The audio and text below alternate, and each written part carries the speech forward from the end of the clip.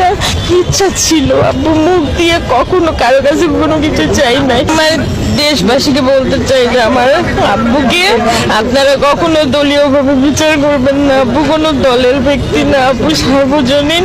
আব্বু দেশের সম্পদ ছিল এবং আমাদের মাননীয় প্রধানমন্ত্রী শেখ হাসিনা আব্বুকে ঠিক সেভাবেই মূল্যায়ন করেছে, কারণ ওনার সরকারের আমলে আমার আব্বু সর্বোচ্চ রাষ্ট্রীয় পদক স্বাধীনতা পদকে ভূষিত হয়েছে।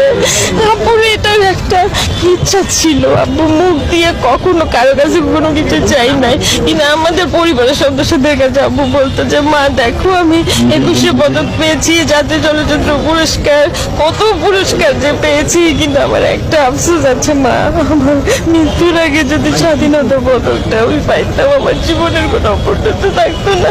আমাদের মাননীয় প্রধানমন্ত্রী আব্বু সেই স্বপ্নটা পূরণ করেছে, সেই ইচ্ছাটা পূরণ করেছে, আমার আব্বু স্বপ্ন পূরণ করেছে। যেন আমরা আমাদের পরিবারের তরফ থেকে আমার মাননীয় প্রধানমন্ত্রী শেখ হাসিনার প্রতি আন্তরিক কৃতজ্ঞতা জানাই।